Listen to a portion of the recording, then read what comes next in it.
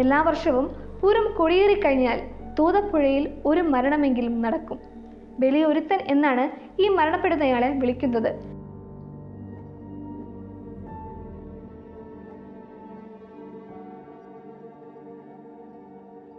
എന്നാൽ പിറ്റേന്ന് പൂര ദിവസം ആനയിടഞ്ഞു. അതുകൊണ്ട് തന്നെ പൂരവും നടന്നില്ല.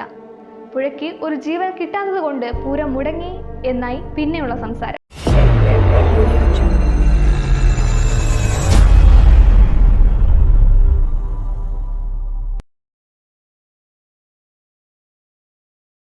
പൂരങ്ങൾ എന്നും മലയാളികളുടെ ആഘോഷമാണ്.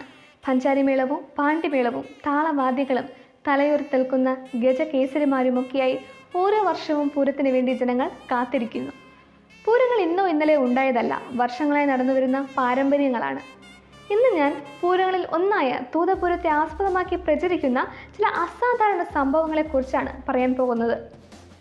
കേരളത്തിലെ ഏറ്റവും പ്രശസ്തമായ ഭദ്രകാളി ക്ഷേത്രങ്ങളിൽ ഒന്നാണ് പാലക്കാട് ജില്ലയിലെ ചെറുപ്പുളശ്ശേരിയിൽ സ്ഥിതി ചെയ്യുന്ന ശ്രീ തൂത ഭഗവതി ക്ഷേത്രം.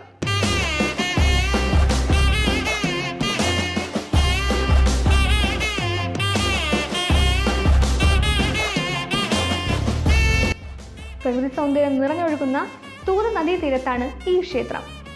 തൂതപൂരത്തിന്റെ മറ്റൊരു സവിശേഷതയിൽ ഒന്നാണ് കാളവേല. അലങ്കരിച്ച കാള മാതൃകകൾ അണിനിരത്തിയുള്ള ഘോഷയാത്രയാണിത്. മറ്റു പൂരങ്ങളിൽ നിന്നും വ്യത്യസ്തമായ ഒരു പഴക്കമേറിയ ആചാരം കൂടിയാണിത്. പക്ഷേ ഈ പൂരത്തിനിടയിൽ ഒരു അപകടം ഒളിഞ്ഞിരിക്കുന്നു. പൂരത്തിന്റെ പഴമയെ പോലും വിറപ്പിക്കുന്ന ഒരു ഭീതിയേറുന്ന വിശ്വാസം. എല്ലാ വർഷവും പൂരം കൊടിയേറിക്കഴിഞ്ഞാൽ തൂതപ്പുഴയിൽ ഒരു മരണമെങ്കിലും നടക്കും. ബലിയൊരുത്തൻ എന്നാണ് ഈ മരണപ്പെടുന്നയാളെ വിളിക്കുന്നത്. പൂരം പൂർത്തീകരിക്കാൻ പുഴയ്ക്ക് ഒരാളുടെ ജീവൻ വേണം. അതിലാണ് പൂരത്തിന്റെ പൂർണ്ണത എന്നൊക്കെയാണ് പ്രചരിക്കുന്ന വിശ്വാസം. പക്ഷേ ഇത് ഇക്കാലത്ത് വിശ്വസിക്കാൻ നമുക്ക് ചെറിയൊരു ബുദ്ധിമുട്ടുണ്ട്, അല്ലേ? പണ്ട് മുതൽക്കേ പഴമക്കാർ മുതൽ വിശ്വസിച്ച് വരുന്നതാണിത്.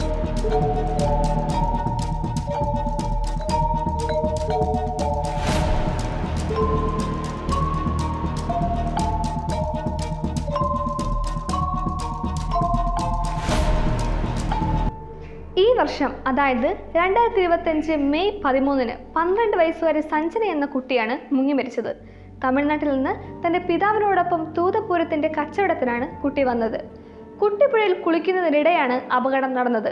ഇതുപോലെ കഴിഞ്ഞ വർഷങ്ങളിലും അപകടം നടന്നിരുന്നു. കൂടുതലും അന്യദേശക്കാരാണ് അപകടത്തിൽപ്പെടുന്നത്. ഒരു ദേശം കാലാകാലങ്ങളായി കേട്ടുവരുന്ന ഈ വിശ്വാസം യാഥാർത്ഥ്യമാണോ? ഒരു പക്ഷേ ഈ വിശ്വാസത്തിന്റെ പേരിൽ ആരെങ്കിലും മുതലെടുക്കുന്നതാണെങ്കിലോ? ഈ ഒരു വിശ്വാസത്തിന്റെ പേരിൽ കൊലപാതകങ്ങൾ നടക്കുന്നുണ്ടെങ്കിലോ? ഒരിക്കലും നമുക്ക് ഇല്ല എന്ന് തീർത്ത് പറയാനാകില്ല. കാരണം വർഷാവർഷം പൂരസമയത്ത് മാത്രം നടക്കുന്ന വിശ്വാസം എന്നത് മാറ്റിവെച്ചാൽ ഇത് തികച്ചും ഭീതിയേറുന്ന ഒരു യാഥാർത്ഥ്യമാണ്. ചിലപ്പോൾ പൂരത്തിന്റെ മുൻപുള്ള ഒരാഴ്ചയ്ക്കുള്ളിൽ, അതല്ലെങ്കിൽ പൂരത്തിന്റെ അന്ന്, അതുമല്ലെങ്കിൽ തൊട്ടടുത്ത ദിവസം വെറും വിശ്വാസത്തിന്റെ പേരും പറഞ്ഞ് ഇതൊന്നും തള്ളിക്കളയാൻ ആകില്ല. ഇനി വെറും കോമൺ സെൻസ് ഉപയോഗിച്ചാൽ കാര്യം വളരെ സിമ്പിളാണ്. തൂതപ്പുഴ വളരെ അടിയൊഴുക്കും പാറക്കെട്ട് നിറഞ്ഞതുമാണ്. പുറമേ കാണുമ്പോൾ ശാന്തമായ പുഴ, പക്ഷേ ഇറങ്ങി കഴിയുമ്പോഴായിരിക്കും അതിൻ്റെ ഗതി മനസ്സിലാക്കുന്നത്. നാട്ടുകാർക്ക് ഇതിനെക്കുറിച്ച് അറിയുന്നത് കൊണ്ടാവാം കൂടുതൽ പുഴയിൽ ഇറങ്ങാത്തത്. പിന്നെ ഐതിഹ്യത്തെക്കുറിച്ചുള്ള ഭയവും ഉണ്ടാകും.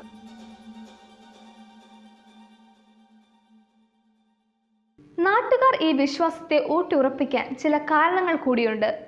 ഒന്ന്, കൊറോണ കാലത്ത് ഈ ഉത്സവം നടന്നിരുന്നില്ല. അന്നാരും മരിച്ചിട്ടുമില്ല. സ്വാഭാവികമായും അന്ന് ആർക്കും പുറത്തിറങ്ങാൻ പോലും കഴിഞ്ഞിരുന്നില്ലല്ലോ. പൂരം നടക്കാത്തത് കൊണ്ട് മരണവും സംഭവിച്ചില്ല. പിന്നെ മറ്റൊരു വർഷം ഉത്സവത്തിന്റെ കൊടിയേറ്റം കഴിഞ്ഞ് പൂരത്തിന്റെ തലേ ദിവസം വരെ സ്ഥിതിഗതികൾ വളരെ ശാന്തമായിരുന്നു. പുഴ കാരണം ആർക്കും ഒരു അപകടവും സംഭവിച്ചിരുന്നുമില്ല. എന്നാൽ പിറ്റേന്ന് പൂര ദിവസം ആനയിടഞ്ഞു. അതുകൊണ്ട് തന്നെ പൂരവും നടന്നില്ല. പുഴയ്ക്ക് ഒരു ജീവൻ കിട്ടാത്തത് കൊണ്ട് പൂരം മുടങ്ങി എന്നായി പിന്നെയുള്ള സംസാരം. അപകടമറിയാതെ പുഴയിൽ ഇറങ്ങുന്നവർ അപകടത്തിൽപ്പെടുന്നു. പക്ഷേ നാട്ടുകാരുടെ കണ്ണിൽ പൂര ദിവസങ്ങളിൽ കൃത്യമായി പലരും തുടർച്ചയായി മുങ്ങി മരിക്കുന്നത് കൊണ്ട് പലരും ഈ ഒരു അന്ധവിശ്വാസം വിശ്വസിച്ചു വരുന്നു. പലപ്പോഴും ചിലപ്പോൾ വളരെ യാദൃച്ഛികമായി മാത്രം സംഭവിക്കുന്ന ഈ കാര്യങ്ങൾ തുടർച്ചയായി പൂരസമയത്ത് മാത്രം സംഭവിക്കുന്നത് മൂലം പലരും ഈ വിശ്വാസം എന്ന അന്ധവിശ്വാസത്തെ ഊട്ടിയുറപ്പിക്കാൻ കാരണമാകുന്നു. അതുകൊണ്ട് തന്നെ ഭയം കാരണം നാട്ടുകാർ പുഴയിൽ പോകാറില്ല. ഇതറിയാതെ വരുന്ന മറ്റുള്ളവർ അപകടപ്പെടുന്നു. പക്ഷേ ഇത്രയും അപകടം വിളിച്ചു വരുത്തുന്ന സ്ഥലത്ത് എന്തുകൊണ്ട് പൊതുവായി ജാഗ്രതാ നിർദ്ദേശം നൽകുന്നില്ല? എന്തുകൊണ്ട് ഒരു അപകട സൂചന ബോർഡ് പോലും സ്ഥാപിക്കുന്നില്ല? പൂരം ആരംഭിക്കുന്നത് മുതൽ അവസാനിക്കുന്നത് വരെ ജനങ്ങളെ ഒരു കാരണവശാലും പുഴയിലേക്ക് ഇറക്കരുത്. പൂരം കഴിയുന്നതുവരെ കനത്ത സുരക്ഷ ഏർപ്പെടുത്തണം. പക്ഷേ ഞാൻ നേരത്തെ പറഞ്ഞതുപോലെ ഇതിന് പിന്നിൽ ആരുടെയെങ്കിലും കറുത്ത കരങ്ങൾ ഉണ്ടോ? അതോ പുഴയുടെ ഗതി അറിയാതെ പുഴയിൽ ഇറങ്ങി അപകടം സംഭവിക്കുന്നതോ?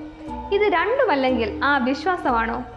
എന്തു തന്നെ ആയാലും മരണം സംഭവിച്ചു കഴിഞ്ഞ് അതിനെക്കുറിച്ച് ചർച്ച ചെയ്യാതെ അപകടം എങ്ങനെ തടയാം എന്നാലോചിക്കേണ്ട കാലം അതിക്രമിച്ചു കഴിഞ്ഞിരിക്കുന്നു.